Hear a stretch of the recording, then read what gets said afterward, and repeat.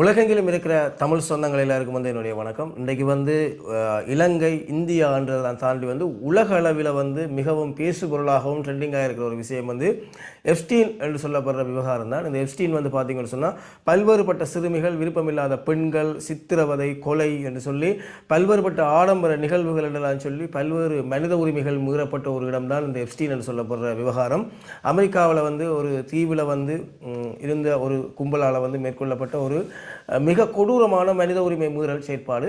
இந்த செயற்பாடு தொடர்பான பல்வேறுபட்ட வீடியோக்கள், பல்வேறு புகைப்படங்கள், பல்வேறுபட்ட ஆதாரங்கள் வெளியாகிருந்தது. அதில் பல்வேறு அரசியல் தலைவர்களுடைய பெயர்கள் எல்லாம் வெளியாக இருந்தது. எங்களுடைய கடந்த வீடியோக்களில் பார்த்தீங்கன்னா உங்களுக்கு தெரிஞ்சிருக்கும் சம்பந்தமான விஷயங்களை நாங்கள் சொல்லியிருக்கோம். அந்த அடிப்படையில் பல்வேறுபட்ட பெயர்கள், பெரிய பெரிய தலைவர்களுடைய பெயர்கள் எல்லாம் வெளியாக இருந்து அந்த பெயர்கள் வந்தது அடிப்படையில் அந்த தலைவர்கள் அதுக்கு மறுப்பு தெரிவிச்சிருந்தவர், சிலர் அதை ஒப்புக்கொண்டிருந்தவர் உண்மைக்குமே. அப்போ இப்படியான சம்பவங்கள் இந்த ஜெஃப்ரி எப்ஸ்டீன் என்று சொல்லப்படுறவர் ஊடாக கிடைக்கப்பட்ட தகவல் என்ன சொன்னால், ஜெஃப்ரி எப்ஸ்டீன் என்று சொல்லப்படுறவர் கைது செய்யப்பட்டு 2019ஆம் ஆண்டு சிறையிலே தூக்கிட்டு கொலை செய்யப்பட்டதாக ஒரு தகவல் இருக்குது. ஒரு தகவல் தான் இருக்குது. அவர் தற்கொலை செய்து கொண்டதாக ஒரு தகவல்.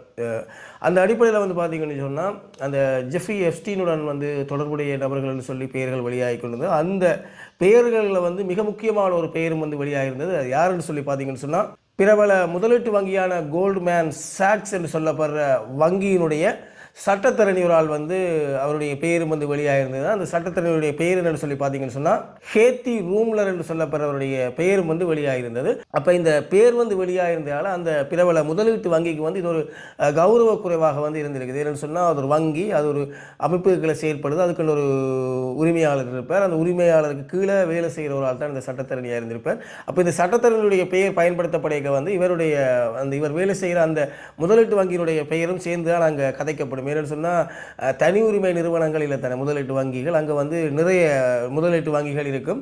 அப்போ ஏற்கனவே போட்டி நிலவி கொண்டிருக்கும் அந்த வங்கிகளுக்கு இடையில் அப்போ அந்த மற்ற வங்கி, இந்த பிரபல இந்த முதலீட்டு வங்கியில் நிறைய பேர் முதலீட்டு கொண்டிருக்காங்கன்னு சொன்னால், அதை குறைச்சி தங்களோட முதலீட்டு வங்கிகளில் கொண்டு ஆக்கள் வைப்பு செய்யணும், முதலீடு பண்ணுறதுக்காக என்ன செய்யணும்னு கேட்டால், சட்டத்தினுடைய தனிப்பட்ட பிரச்சனையை அவரோட முடிச்சு கொள்ளாமல் அவரை சுற்றி இருக்கிற ஆக்களெல்லாம் சேர்த்து கொண்டு வருவாங்க.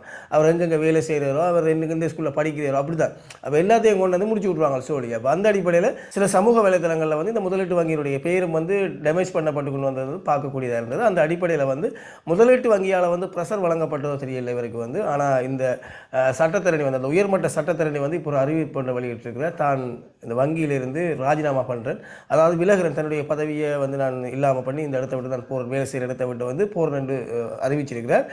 இப்போ கிட்டத்தட்ட பார்த்தீங்கன்னு சொன்னால், வரும் ஜூன் மாதத்திலிருந்து அவர் அந்த பதவியிலிருந்து விலகுவதாக தகவல் கொடுத்திருக்கிறார். இது பல்வேறுபட்ட பிரச்சனைகளை சமூக வலைதளங்களில் ஏற்படுத்தி இருக்குது. அது மட்டும் இல்லாமல் பார்த்தீங்கன்னு சொன்னால், இது சம்பந்தமான ஆதாரம் தெளிவாக கிடைச்சதாக சொல்லப்படுது. ஏன்னு சொன்னால், இந்த அமெரிக்காவுடைய இந்த விசாரணை, இந்த எப்ஸ்டீன் ஃபைல் சம்பந்தமான விசாரணை நீதித்துறையால் வழங்கப்பட்ட அந்த அறிக்கையில் விசாரணை அறிக்கையில் பார்த்தீங்கன்னு சொன்னால், இந்த சட்டத்தரணி அந்த ஜெஃப்ரி எப்ஸ்டீனிடமிருந்து பல்வேறுபட்ட பரிசு பொருட்களை வாங்கியிருக்கிறார். அது மட்டும் இல்லாமல் நட்பெயர் மேலாண்மை குறித்த ஆலோசனைகளை வழங்கியிருக்கிறார் என்று சொல்லி தான் இவர் மீது அந்த ஆதாரம் தொடுக்கப்பட்டிருந்தது. அந்த அடிப்படையில் தான் இவர் வேலையை ராஜினாமா பண்ணுற மாதிரி சொல்லியிருக்கிறார். அது மட்டும் இல்லாமல் ஒரு கடந்த சில வருடங்களுக்கு முதலெல்லாம் பார்த்தீங்கன்னு சொன்னால், ஜெஃப்ரி எப்ஸ்டீன் தனக்கு ஒரு கூட பிறந்த சகோதரர் என்ற மாதிரி ஒரு சில இதுகளில் சொல்லியிருக்கார். அப்போ இதனால் அவர் தானாகவே அந்த பதவியை விட்டு வெளியேறுன்னு சொல்லியிருக்கிறார். அது மட்டும் இல்லாமல் இன்னும் 2 பெரிய தலைவர்களுக்கு பெரிய பிரச்சனையாக இருக்குதுன்னு சொல்லி பார்த்தீங்கன்னு சொன்னால், பிரித்தானியுடைய முன்னாள் தூதுவருக்கும் தற்பொழுது விசாரணைகள் ஆரம்பிக்கப்பட்டிருக்குது. அது மட்டும் இல்லாமல் நோர்வேயினுடைய ஒரு தலைவருக்கும் முன்னை நாள் தலைவருக்கும் இப்போ அவர் இந்த எப்ஸ்டீனுடன் தொடர்புடையவர் என்று சொல்லி அவர் மீதும் கடும் விசாரணைகள் ஆரம்பிக்கப்பட்டிருக்குது. பல்வேறுபட்ட அரசியல் தலைவர்களுடைய பெயர்கள் வெளியாகி இப்பொழுது பார்த்தீங்கன்னு சொன்னால் 4-5 தலைவர்கள் விசாரணைக்குள்ளே கொண்டு வரப்பட்டுட்டாங்க. இது ஒரு நல்ல விஷயம். ஏன்னு சொன்னால், சமூக வலைதளங்களில் எப்ஸ்டீன் ஃபைலுடன் தொடர்புடையாக்கள் நிச்சயம் விசாரணைக்கு உட்படுத்தப்பட மாட்டாங்க. ஏன்னு சொன்னால், அதில் இருக்கிறது ஃபுல்லாக இந்த உலகத்தையே தன் கண்ட்ரோலுக்குள்ளே வச்சிருக்கிற அதிகாரிகள். அதாவது ஒரு 10 பேர் எடுத்துக்கணும்னு சொன்னால், அந்த 10 பேரை உலகத்தையே கண்ட்ரோலுக்கு வச்சிருக்கிறாங்க. அப்படியான ஆக்களோட பேர் தான் வெளியாகிருக்குது. அப்போ அவர்களை விசாரிக்கக்கூடிய அளவில் இந்த உலகத்தில் ஒருத்தருமே இல்லை. அப்போ இந்த எப்ஸ்டீன் ஃபைல், அதனுடைய மனித உரிமை மீறல்கள் எல்லாமே இப்படியே இல்லாமல் போயிடும் என்ற மாதிரி சொல்லப்பட்டது. ஆனால் தற்பொழுது பிரித்தானிய அரசாங்கம், நோர்வே போன்ற நாடுகள் வந்து இது தொடர்பான விசாரணைகளை வந்து ஆரம்பிச்சிருக்கிறது வந்து ஒரு நல்ல விஷயமா இருக்குது. இதில் வந்து பல்வேறுபட்ட தலைவர்களுடைய பெயர் வந்திருக்குது. அதுக்காக வந்து அவர்கள் எல்லாருமே குற்றவாளி ஆகிட மாட்டாங்க. என்னென்னு சொன்னால், இப்போ எக்ஸாம்பிளுக்கு வந்து நான் ஒரு பிரபலியமான ஒரு நபர்னு சொன்னால், நான் என்னோட வந்து ஒரு ஃபோட்டோ எடுக்கணும்னு சொல்லி நெடுக கேட்க வந்து நாங்கள் அதில் ஒரு ஃபோட்டோ கொடுத்துருப்போம். அப்போ அந்த ஃபோட்டோ அடிப்படையில் வந்து அவர் குற்றவாளியாக வந்து கருத மாட்டார். எப்ஸ்டீன் அந்த இடம் நடந்த இடத்துக்குள்ளே அவர்கள் ஃபோட்டோ எடுத்திருக்கார்கள் சொன்னால் அதை வந்து நாங்கள் ஒரு யோசித்து ஆராய வேண்டிய விஷயம். அது மட்டும் இல்லாமல் சிலர்களுடைய சிறுவர்களோட வந்து சின்ன ஒரு கிட்டத்தட்ட 8 வயசு பிள்ளைகளோட எல்லாம் வந்து இருக்கிற மாதிரி புகைப்படங்கள் வழியாக இருக்குது. அப்படியான ஆட்களை வந்து சந்தேகிக்கப்படலாம். உண்மைக்குமே இது தொடர்பான விசாரணை ஆரம்பிக்கப்பட வேண்டும். ஏனென்று சொன்னால் இது ஒரு கிட்டத்தட்ட 18 21 வயசுக்கு உட்பட்ட சிறுமிகளை வந்து அவர்கள் விருப்பம் கொண்டு பாலியல் ரீதியாக வந்து செயற்பட்டாலே அது குற்றம். ஆனால் அந்த சிறுமிகளை வந்து கடத்தி அதை பெரிய தலைமுறையில் இருக்க பெரிய தலைவர்கள் அதில் ஈடுபட்டதால் வந்து இவர்களுக்கு தண்டனை கொடுக்கப்பட வேண்டும். ஏன்னு சொன்னால் கஷ்டப்பட்டவனுக்கு ஒரு தீர்ப்பு, வசதியானவனுக்கு ஒரு தீர்ப்பு இந்த உலகம் நம்பிக்கொண்டிருக்குது. அப்படி தான் நடக்குதுன்னு சொல்லி இது இப்படியான இதுகளை வந்து விசாரிக்காமல் விட்டால் இது உண்மைக்குமே இதாகிடும். ஏன்னு சொன்னால் அதிகாரம் படைத்தவர்களுக்கு வந்து இங்கே சட்டமும் இல்லை, நீதியும் இல்லை என்று வந்துடும்.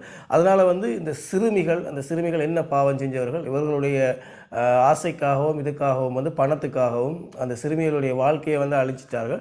அப்படி இந்த விஷயத்தில் வந்து பெயர் குறிப்பிடப்பட்டு உண்மையிலேயே இவர்கள் குற்றவாளி என்று நிரூபிக்கப்படுறார்களுக்கு வந்து கடூழிய சிறை தண்டனை வந்து அவர்களுக்கு வழங்கப்படணும்னு சொல்லி என்னுடைய யூடியூப் சேனலோட வந்து கேட்டுக்கொண்டு என்னென்னு சொன்னால், சின்ன பிள்ளைகளுடைய வாழ்க்கையில் எல்லாத்தையும் வந்து அவர்கள் கேள்விக்குறியாகியிருக்கார்கள். இன்றைக்கு வந்து இது ஒரு மறக்க முடியாத ஒரு நிகழ்வாகவும் உலகத்தில் வந்து ஒரு பெரிய சர்ச்சை ஏற்படுத்தியுள்ள ஒரு நிகழ்வாகவும் வந்து அமைச்சிருக்குது. நன்றி சொந்தங்களே. எப்ஸ்டீன் சம்பந்தமான மேலதிக வீடியோக்கள் வேணும்னு சொன்னால் எங்கள் சேனல் வந்து சப்ஸ்கிரைப் பண்ணுங்கள், கீழே கமெண்ட்ஸ் பண்ணுங்கள் போட சொல்லி நான் நிச்சயம் இது தொடர்பான மேலதிக தகவல்களை திரட்டி கொண்டு வந்து உங்களுக்கு தர தயாராக இருக்கிறேன். நன்றி சொந்தங்களே. மீண்டும் ஒரு காலையில் சந்திப்போம்.